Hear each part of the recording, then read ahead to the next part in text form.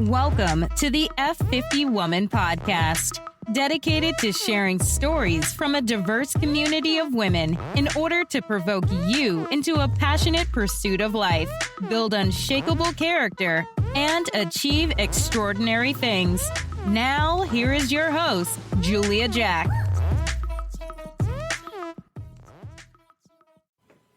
As a young girl, she loved sports and hoped that sports would pay her way through college. When she grew, that hope was realized, but it worked out a little different than she anticipated. Rather than going to a typical college or university, she was recruited to play ball by the Navy. In the Navy, she would learn a whole lot of leadership skills, but success and successful leadership proved to be just the beginning of her ultimate growth as a woman. Emily Duval Harman is up next, and she is a homebody and a high achiever, now learning how to just be. Come and learn from this coach, leader, mom, and military veteran, and another excellent and calm F50 woman.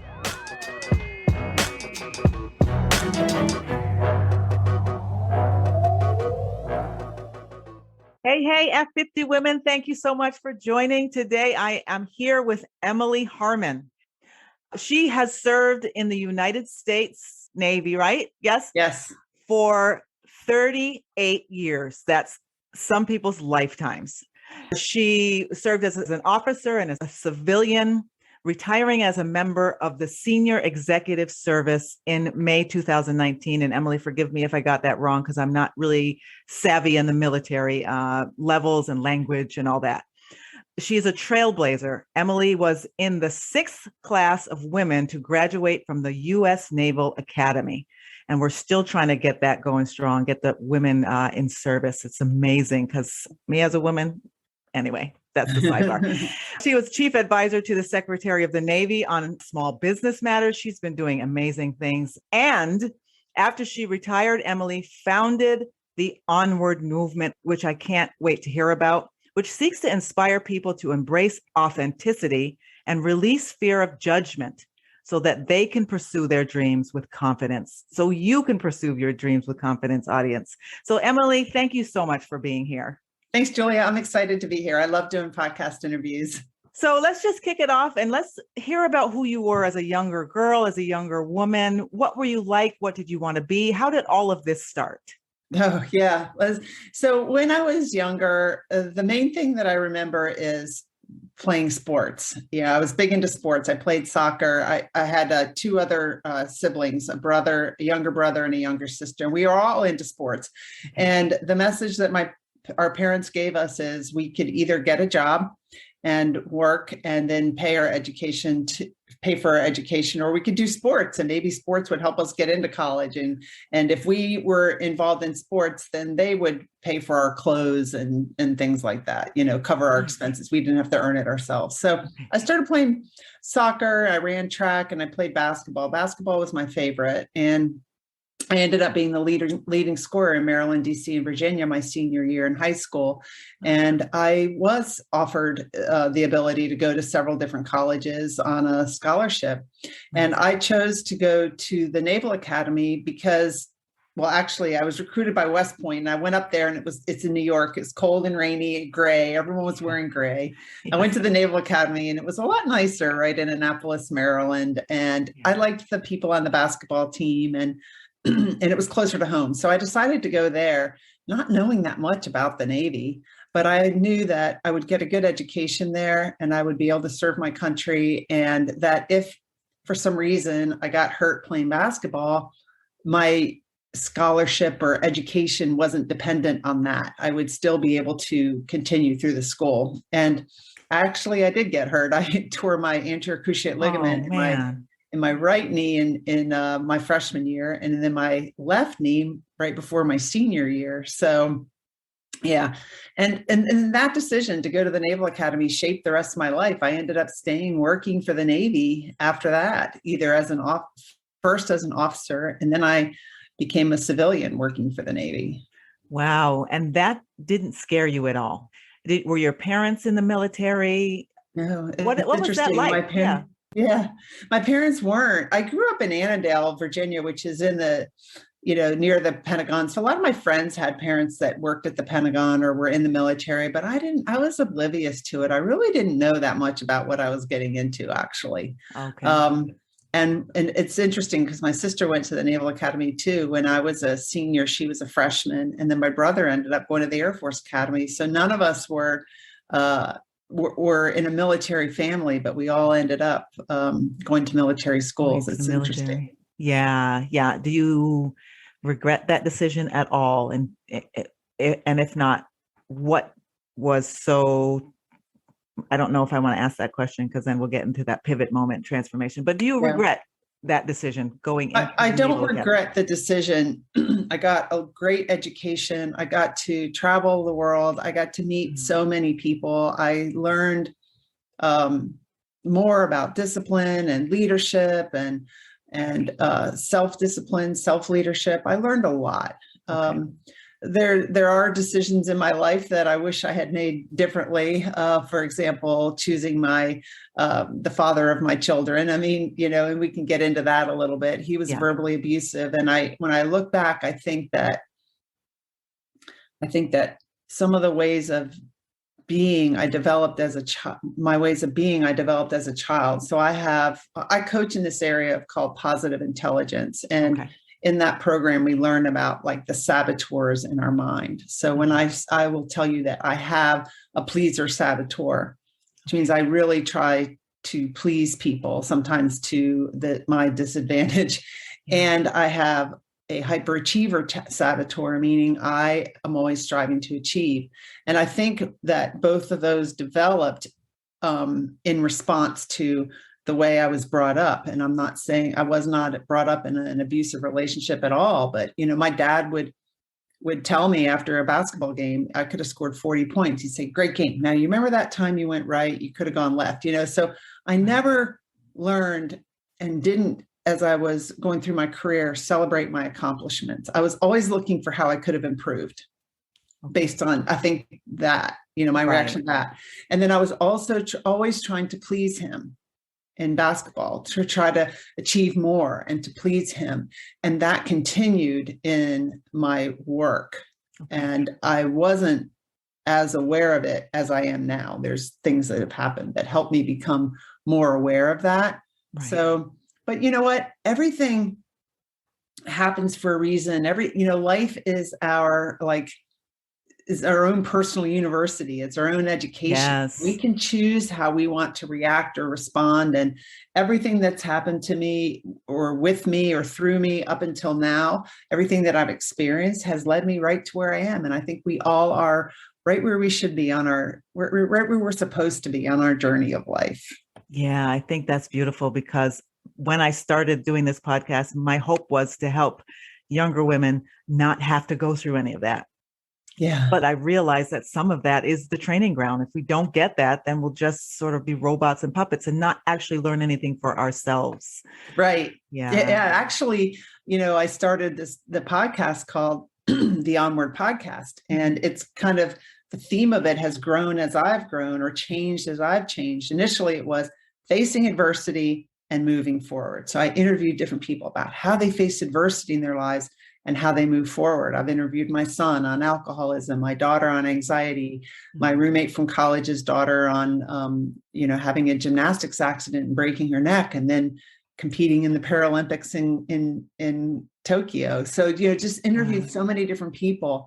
And I started to realize that all these people that have faced adversity and moved forward, moved onward, have discovered themselves along the way. So I changed it to facing adversity, moving forward, and discovering ourselves along the way. Yeah. And then just a few weeks ago, I changed it to creating a life you love living now. Okay. And I can explain why I decided. Yeah, please explain that. Yeah, because that sounds huge. Yeah.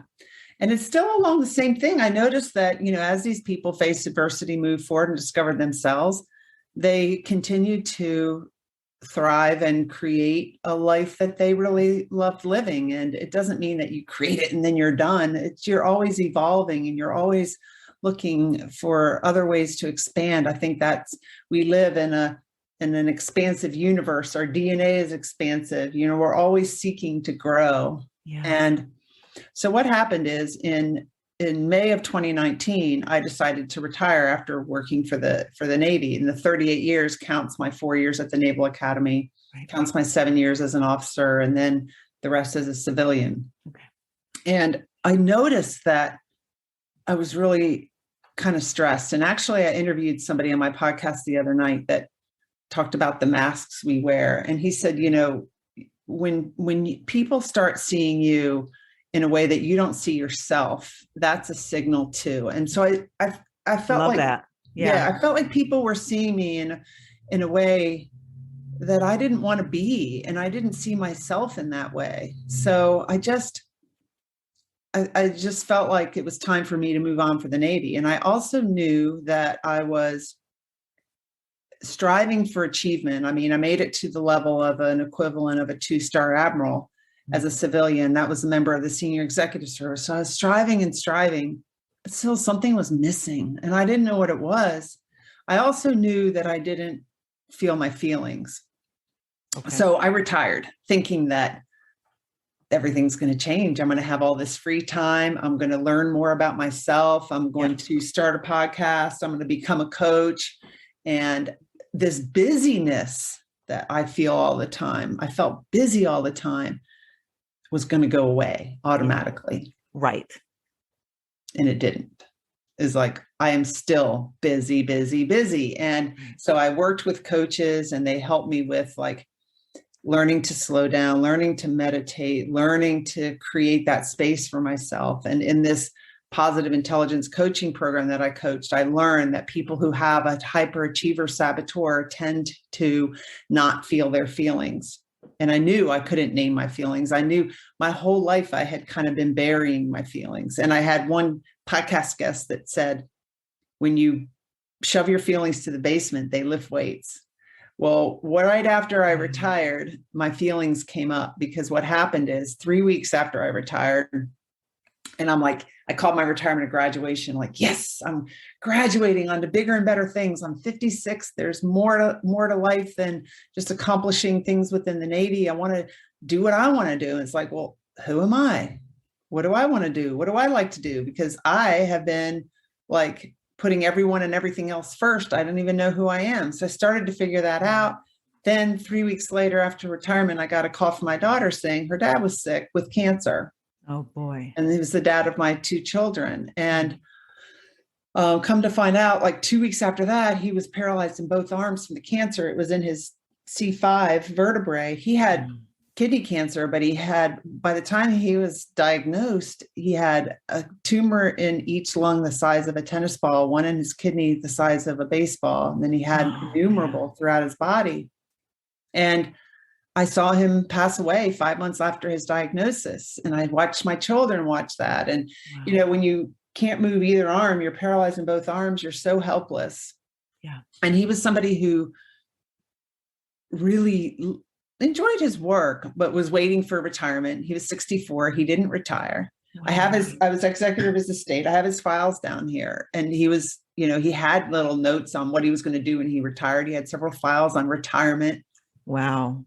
And I saw him, spending a lot of quiet time, because you have a lot of that time when you're sick and you can't move. And he didn't talk a lot, but I knew what he was thinking. I knew he was thinking I could have lived my life differently. He had been verbally abusive to me and the kids. He hadn't been as involved in the kids' lives. So basically what I'm saying is I saw him die with regrets. Yeah. That is what convinced me. Like, I want to help. I want to take stake of my life. Am I doing everything that I love doing? Is everything am I being the way I show up every day? Yeah. As somebody who loves life, what changes do I want to make in my life? Yeah. And I've made a lot. And then I've become so much more aware of myself and my feelings and how I show up, and why I was so stressed in the Navy when I worked for the Navy. And so I've learned so much about myself that I've turned that into coaching and helping other women create a life they really love living now, not later, now? What can you do today to create more of a life? What would you love to have in your life? And I think a lot of times we think, well, I would love this, or I'd love to feel this way, or I'd love to have that, or I'd love to be that, but I can't. And the question is, well, how do you know you can't? What if you could? Yes. Yeah. Absolutely. And so give us an idea of why you were so stressed in the Navy. Do you know why? What was it? Well, I know why now. Okay. If you want to share it, if not. Yeah, no, I have some ideas as to why. It's because I've taken I took the Myers-Briggs, which told me I'm an ISTJ. Okay. And then you think, well, I'm always that way. I'm thinking, not feeling. This is just the way I am. And I also took another assessment. I can't remember the name of it, but it showed that I'm more of an intuitive relationship kind of person. Okay. And in working for the Navy, I was a contracting officer that had to do a lot of data analysis, which I hate. Wow. And that assessment showed me that I'm in 8 or 9% of the population. 91% of the population loves doing data analysis more than I do, to explain it simply. And so in the Navy, you have to bring data and you have to have all these numbers. And I had to do all these spreadsheets. I was buying airplanes for the Navy, and it stressed me out because I could do it. I mean, I went to the Naval Academy. I know math, I know engineering, I know numbers, but I don't like doing it. Yeah. So I wasn't operating in my strength as a contracting officer. And then I became the director of small business office, which was helping small businesses figure out how to do business with the Navy, which was more of a visionary kind of job and less data analysis, and that I could hire somebody to do the data analysis. And it was more like relationships. So I liked that job more. Yeah. And also during that time, I was a single parent. I was in push energy. I was, helping my kids get through school, helping them with some of their stressors. I've shared in my podcast, my daughter has anxiety, and my son is an alcoholic. He's almost 6 years sober now, so he's doing really well. Yes, but It was some tough, challenging times in my life, and I had to just keep pushing through. So all of that stress, and I didn't reach out to a coach, and we lived in I didn't even know about coaches, and we lived in a rural area. So we didn't have a lot of good counselors. Mm-hmm. I took my kids to counseling, but I never went myself. And so anyway, I just have so much more awareness now. So I can see that. I don't regret it because it's made me who I am today. Yeah. Now, when I think about the military, I think, discipline and mental, emotional, physical discipline. But does that discipline and training that you get in the military enhance some of those other issues, some of those emotional issues? Does it help work it out? How do those two things work out when you're really getting something in line that I think is amazing, being able to be that disciplined, especially physical discipline, mental discipline? But then you were talking about some emotional intelligence things that were going on. How do those fit together? Does it help, or does it hinder, or is it just flatline and it's just I think it might depend on the person, but I think for me, pushing through, having that hyperachiever saboteur, saboteurs will tell you that relationships are a waste of time, not a waste of time, but feelings, they get in the way. Feelings get in the way of getting your stuff done. It's like hyperachievers can tend to think that life is just like checking off the boxes, and getting involved in feelings is just kind of a waste of time. Yeah. And so in the military, you've got to get a lot of stuff done. You've got to perform, you've got to deliver. So I think that does contribute to it. And I've talked about this with some of my classmates recently. It could be that I wasn't as self-aware, but I think there's a lot of training on leading others. Okay. And not enough. And maybe they're changing now on leading yourself. Okay. Because how you show up in the office, leadership is contagious. So how you show up impacts other people. The energy you bring, people can pick up on it. I'm sure you've been in a room where everyone's waiting, and the boss comes in, and they're coming from another meeting, and they're all stressed. Yeah. I mean, I did that sometimes. I know I did. Yeah. So I think that there could be some more emphasis around self-leadership, because that impacts how you lead others. Okay. And I didn't remember getting a lot of training on that. Okay. So, right. Yeah. And as you're talking about leading others, you were a mom with 2 kids. You were a single mom with 2 kids in the military. Tell us how that worked or didn't work, or challenges, or what you would do differently, or the things that went really well. Well, most of the time that I had my kids, I was in the Navy Reserves. So I was on a ship before I had my kids. I was stationed on a ship. But when I had my children, I was in the Navy Reserves. And their father, who passed away, was also in the reserves. He was in the Army. And so the challenge there is that usually on our drill weekends, once a month, a lot of times we had drill the same weekend, and then it's like, who's going to go watch soccer? We had to find a sitter for the kids, and no one was able to watch. No parents were watching their soccer games. And so he kept on in the reserves. And I just left the reserves after 20 years because I felt like I was missing out in some aspects of my children's lives. And, we wanted to drill on the same weekend. So, because if we didn't, then there would be 2 weekends out of a month where we weren't together. So, I mean, we tried. It's definitely challenging raising children. I didn't go through the deployments. He went away some to like Somalia in the early 90s when our son was born, but not like these big deployments, not like, Iraq and Afghanistan that people have been through. That I can only imagine how challenging that has been on military families. And children. Yeah. Yes. And 2 military adults. How did that work? This is different, but similar. I talk to architects about being married to another architect. Sometimes that's like oil and I don't know what, something else that mixes worse than water. So how was that? Well, we worked in the same organization. And so sometimes I know for me that I took the work home and talked about it a little bit too much. I think that was my anxiety and my stress, like feeling to have to talk through it. But so I feel like I did that a little bit too much. Okay.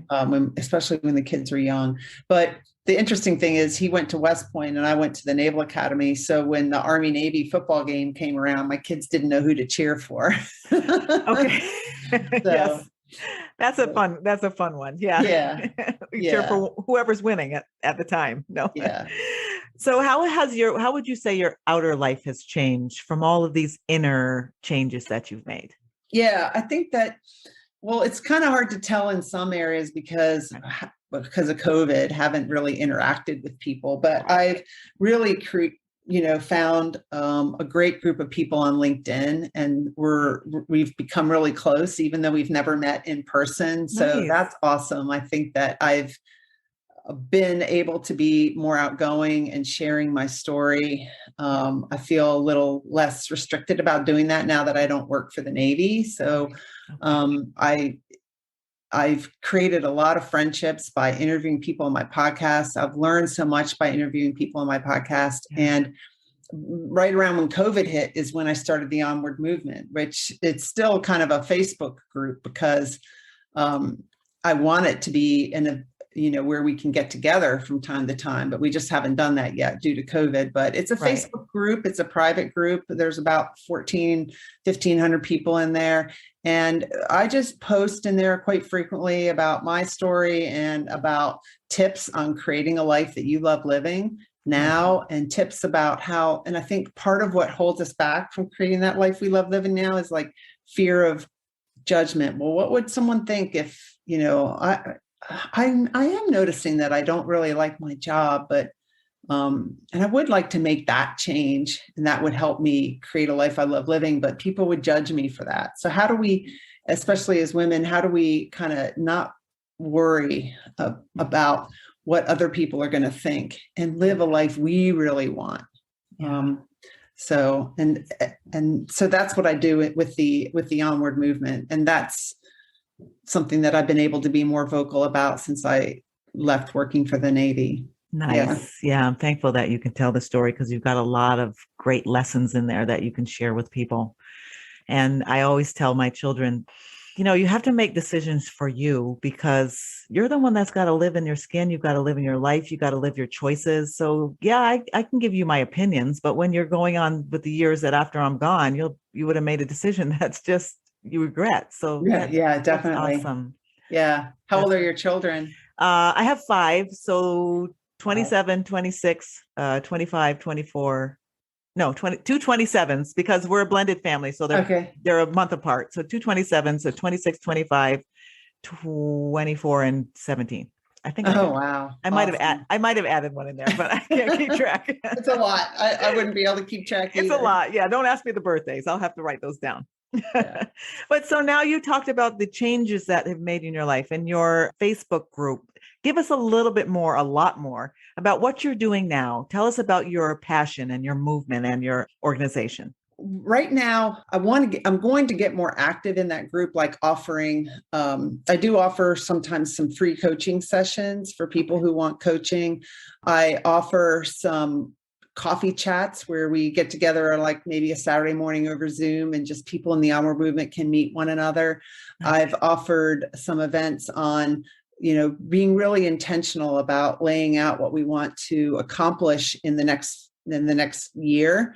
Okay. But it's not just what we want to accomplish, it's who we want to be, how we want to show up, like how we want to be as we're accomplishing. Like, do we want to be under stress and push, or do we want to be more in flow and more energized and noticing what makes us feel that way and what constricts our energy?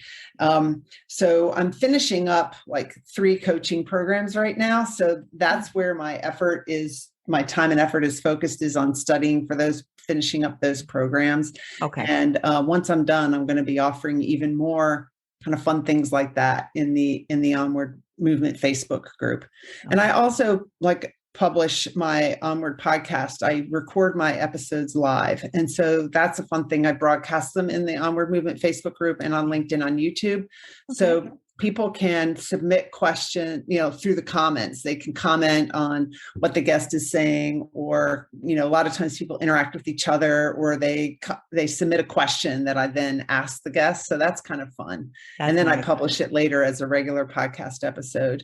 I had planned on doing a retreat, but it was last fall and COVID kind of held that up. So, I have ideas for doing some retreats in the future, just kind of hopefully waiting for ideally like spring, summer, maybe even next fall, doing some fun retreats like that, because there's men in the group. It's probably about like 25% men and 75% women, but there's a lot of people in the group that support each other. We have a manifesto that with some key statements. One of them is, we hear you, we see you, everyone's heard, we respect all opinions.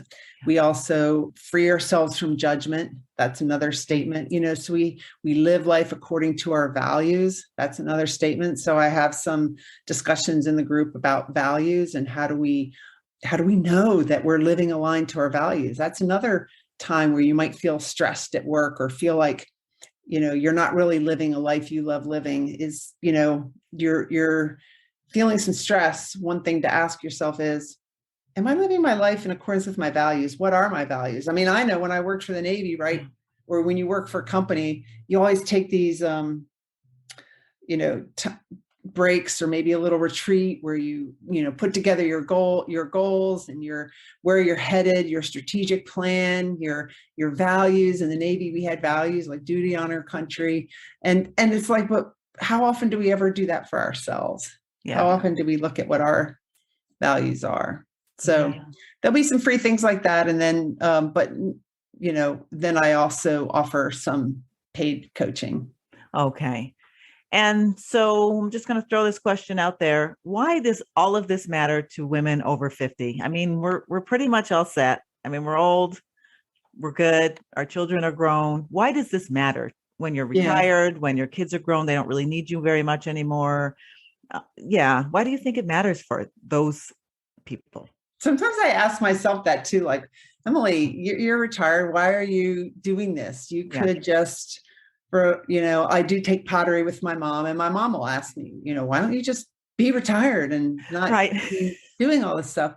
I think that in many ways we still have a lot to contribute. I agree. And we want to give back, and we want to share our knowledge, and we want to feel valued and contribute value to the world. I mean, look at all the experiences we've had along our way. Yeah. How many people can benefit from us sharing our story? When you share your story, other people see themselves in their story and they realize they're not alone. Yes. And so we can all lift each other up. Yeah. I agree. So, yeah, that's why. I mean, I know for myself, it would be challenging for me to not do this, because I like to contribute. Yeah. And give back. Yes. And I'm glad you do, because you've come through a lot. There's a lot to share and a lot of wisdom and experience that others can't get unless they've walked your shoes. If you are enjoying the F50 Woman podcast, don't forget to share your positive comments and ratings, and share us on all your favorite social media channels. F50 Woman is a movement created for women, spread by women. Thank you for your support. Now back to the show and your host, Julia Jack. Did you have a mentor, or talk about who helped you along the way? You went through a journey in the military, you had a challenging marriage, your children. How did you get through all that? And who were the people you tapped the shoulders of to get through it? Yeah, there was definitely some really close friends that have helped me a lot. Okay. And the first time, and I had some mentors at work, but it was mostly work related. So I read a lot of books, but then I noticed that you can read, and I think we all know what we should do. And we know, by reading a book, what to do. I mean, like I could read a book on lifting weights. I know how to lift weights, but if I don't lift weights, then what's the point? Yeah. What's the point? Yeah. And so it was when I became a senior executive that I got a coach. The Navy let me have access to a coach, which was awesome. And that's when I realized the power of coaching. I didn't have that. Yeah. And I just think that it shouldn't. Why is it that once you reach executive level, you get a coach? I think everybody could benefit from a coach at any level. At every level, yes. Yeah. And coaches really help you figure out like where you are now and how to move forward. And that's, my Onward podcast, everything I'm doing is about moving forward. So I wished that I had some more of access to that when I was going through these tough challenges. Yeah. Because I think I tended to deal with them a lot on my own. In fact, I notice now I coach in this area of, I do this energy leadership index assessment that tells you based on 7 levels of energy, and energy level 1 is like the lowest level. It's kind of like catabolic energy. And it gives you some idea of where you go when you're stressed. And when I'm feeling that catabolic energy, I retreat within. I don't go into conflict. I don't argue with people. I just kind of retreat and deal with it my own. So now I have many more ways of dealing with that after having worked with coaches. Like I can tap into my intuition.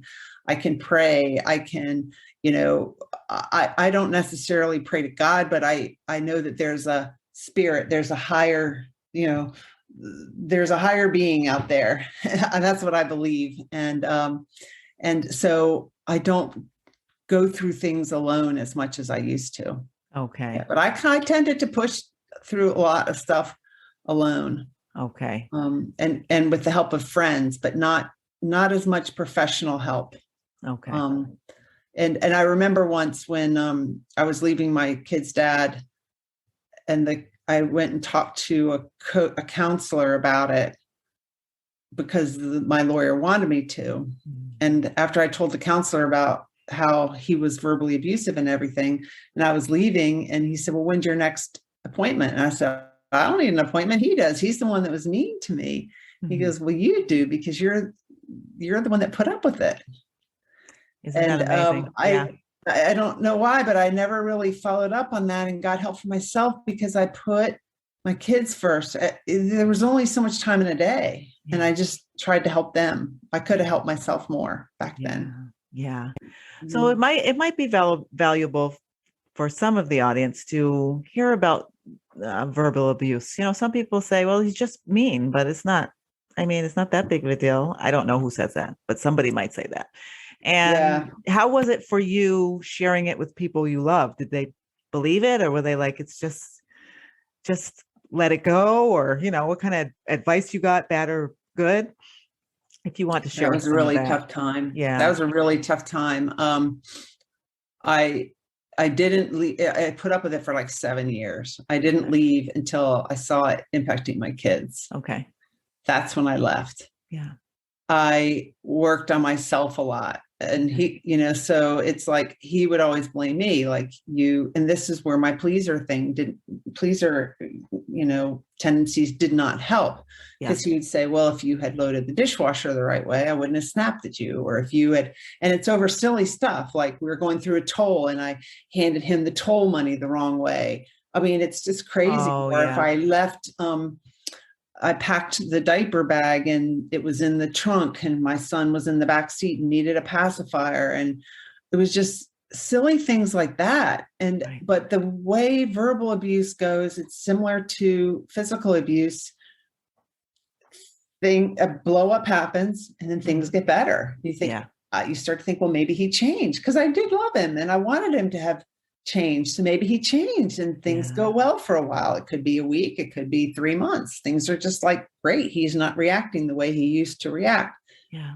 But then you subconsciously start getting tense again, because at some point it's going to happen again.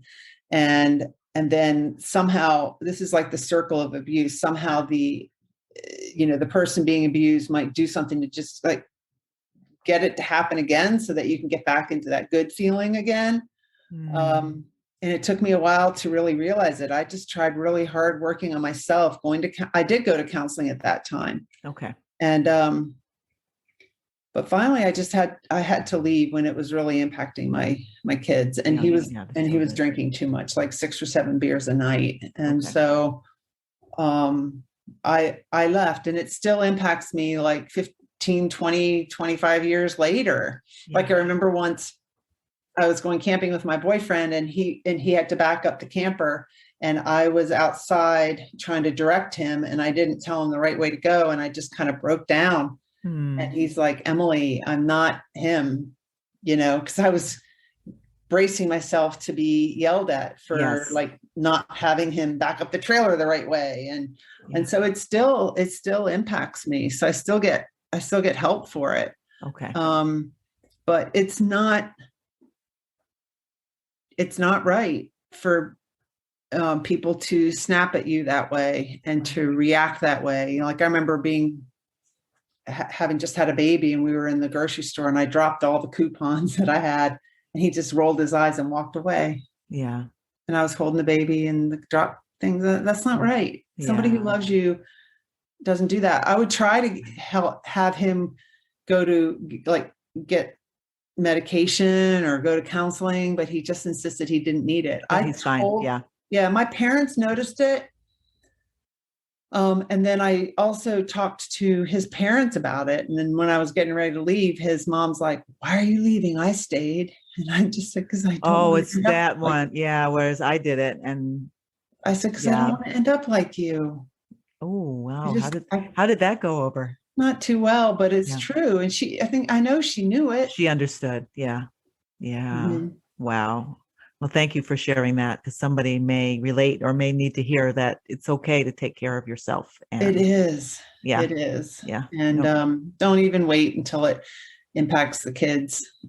Just you don't need to put up with that. You're worth more than that. And like your mother-in-law, she was, even when you've gone through it, the kids are grown and they're even married and you're still going through it. I mean, you're valuable too. And it's okay for you to take care of yourself. Yes. I'm not a counselor, everyone, so I'm not telling you what to do. I'm just saying that it's okay to take care of yourself. Yeah. And the kids notice more than you think. Like my son was 6 when he went to a counselor over this, and he was counting the number of beer cans in the recycling. So he knew. Yeah. And he said something like, well, why can't Dad move to Texas? They have rodeos there. He likes rodeos. I mean, just the things that they knew. Yeah. And I couldn't leave the house and go for a walk and leave them because they would get all anxious. And he never hit them or anything, but to me, verbal abuse is just as bad. Yeah. It's a wound that no one can see. No one can see. And a lot of people, I think, don't understand. Yeah. Yeah.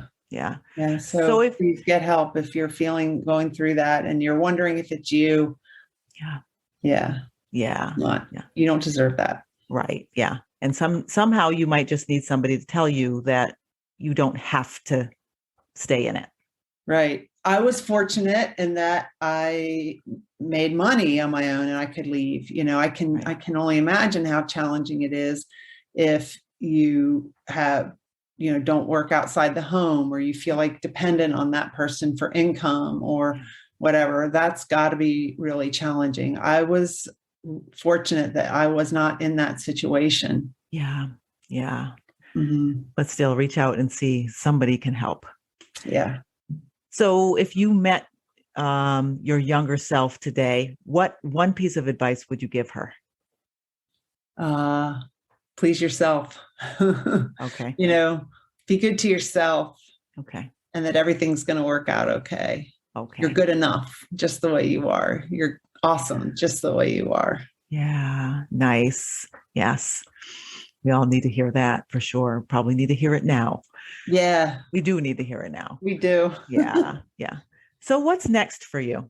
I know you talked about the retreat, and some coaching programs, but in your life, as Emily, what's next for you? What's your big dream?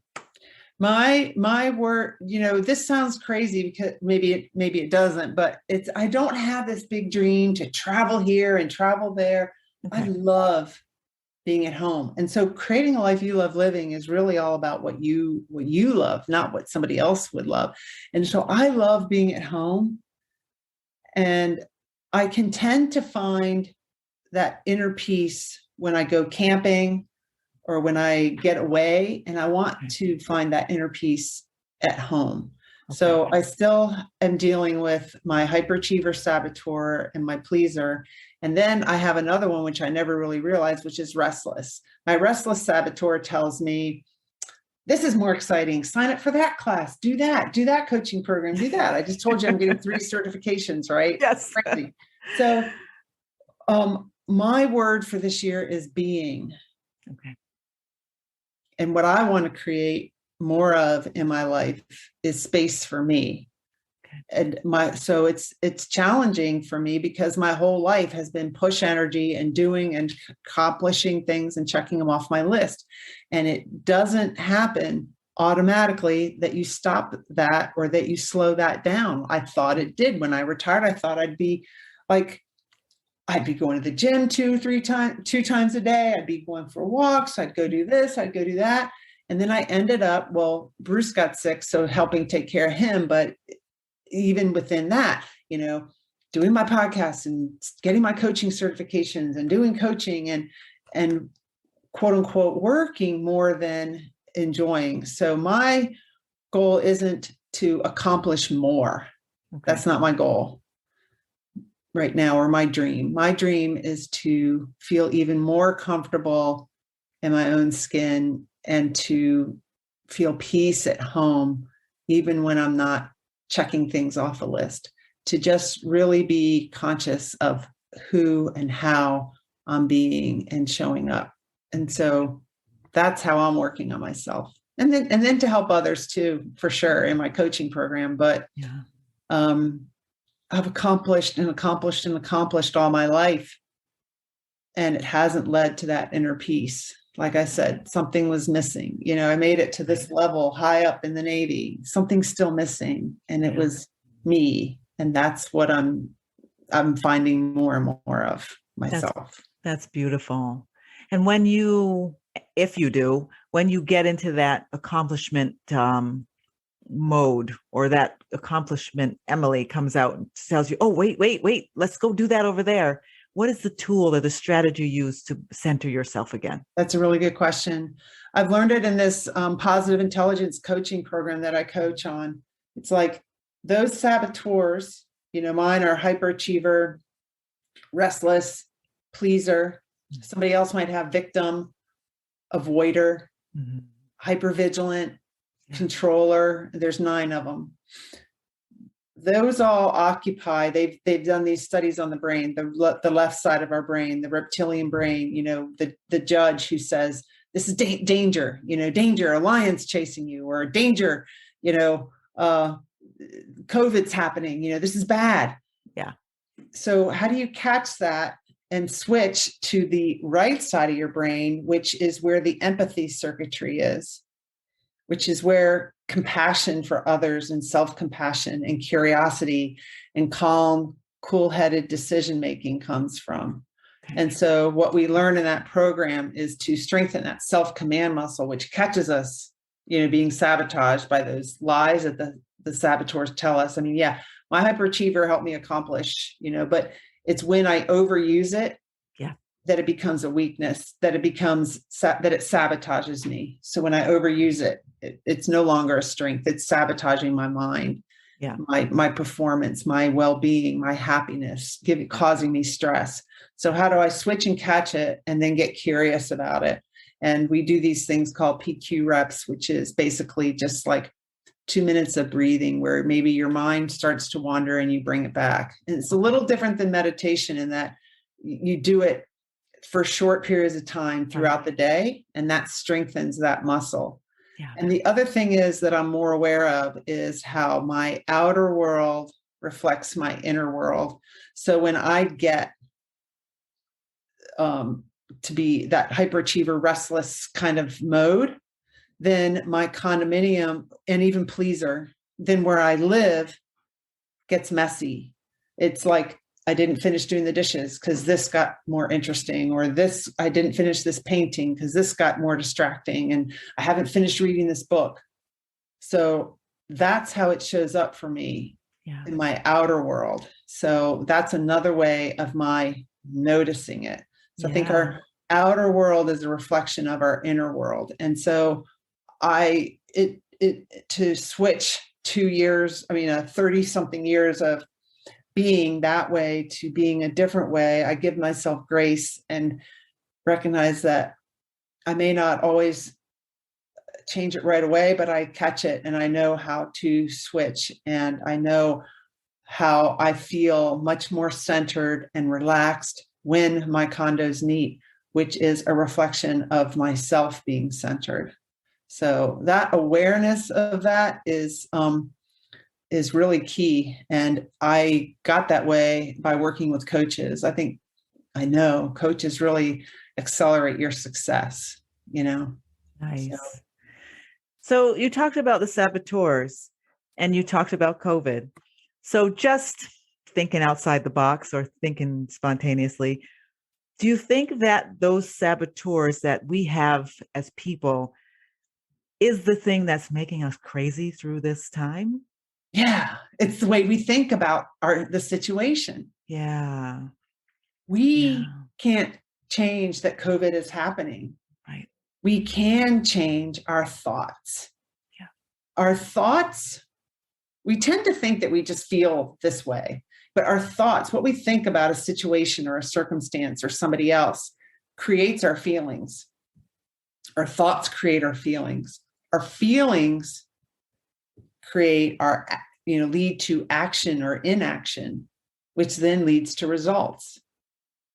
So being more aware of what we're thinking about certain situations and being able to name our feelings around those situations or circumstances or other people is really key. And like I said, I still have a hard time naming my feelings. I find that challenging. I have this printout of all these feelings and I journal about it. And I work with a coach who says, well, what are you feeling about that? And I'll be like, I don't know. I know what I think. What am I feeling? I've been in that thinking side, that the left side of my brain a lot in my life. And so I'm not as in tune with my feelings, although I've come a long way in getting there. I can name them more. I notice when I'm feeling certain ways. And then I go back and think about realize what I'm thinking. So being aware of your thoughts about a situation like COVID, and then being aware of what feelings that's generating and how that's driving your actions or inactions, and then your results. We are creating our results. No one else creates them for us. And we can choose to respond and react to situations or to be proactive. And we can choose how we respond or react. We have more control over that than we give ourselves. Yes, we do. Absolutely. Yes, we do. So now, can you give us some advice from your playbook? What is one book that you would advise all women to read and why? I'm reading this book called Untethered Soul right now. I read a ton of books, but this book, Untethered Soul, and I don't have it here right now to get you the name of the author. I think it's Michael Singer. I'll have to look it up for you, but it's really about like, who are you? And, someone might say, well, I'm a mom. I'm a doctor. Right. That's not who you are, because were you a mom or a doctor when you were 6? You're the same person as when you were 6. So it's basically helping you realize that you are not your thoughts. Yeah. That you are the observer of your thoughts. Okay. And it takes a little bit of time of understanding that, but I'm really enjoying that book. And if I could name 2, because I like this book, Positive Intelligence, which is all about the coaching program that I coach on, which is a New York Times bestseller by Shirzad Chamine, which is about why only 20% of teams and individuals achieve their true potential and how you can achieve yours. And the way you achieve it is by strengthening that self-command muscle, strengthening your mental fitness, switching from being in saboteur mode to being in the right side of your brain, calm, cool-headed decision-making, finding a gift and opportunity in every situation. So, I can find a gift or an opportunity in my former husband's passing away. I mean, it was terrible to see my daughter, who was 23, and my son, who was 25 at the time, lose their dad. Yeah. We both can look at it, though, and find a gift or an opportunity in his passing and in his life. Look, I've got the message, create a life you love living now, because of him. Okay. So his legacy is still helping to change people's lives, to help them realize the importance of creating a life you love living now. And he gave that gift to my kids as well. Nice. That's beautiful. Mm-hmm. And so you talked about taking time to pray, taking time to be quiet. Is that the one thing you can't miss doing every day, or is there something else? What's the one thing you can't miss doing every day? My coffee. No. Okay. I can relate to that. Yeah. I'm getting some form of exercise. Okay. That is something, and it's getting to the point where it's that quiet time too. Meditation helps. My hyperachiever and my restless will tell me I don't have time for that. And what we coach on in this program is you have like a minute or 2, and you can incorporate it throughout your day. Because when you meditate, some people might meditate or pray in the morning or at night, but then in the middle of the day, all hell breaks loose, right? How do you stay calm and cool and collected in the middle of the day when life starts really happening? Yes. And you can't control your circumstances? That's what this program coaches on, is how to really strengthen that muscle. So I do that throughout the day. So it's that and exercise. Both of those things help me. I notice that when my energy level gets low, it's because I haven't even, it doesn't have to be heavy exercise, but just going out for a walk, just getting outside really helps. Yeah. Just doing that helps you have more energy, not the other way around where you're tired, so you don't do it. Yeah. Right. Yeah. Right. 2 more questions. What is the best way for listeners to get in touch with you after this podcast is over? I would say just go to my website, which is emilyharman, HARMAN.com. And my coaching programs are on there, and a way to set up a 15-minute call with me, just to kind of get to know you call, a way to join the onward movement. It's all on my website. Listen to my podcasts. Yeah. That's right. Yes. Good. And finally, visualize that you are about to leave the world. You know that you're leaving. Say you made their choice. I'm done. I'm ready to go. What is the one message you would want to leave the world? That's a really good question.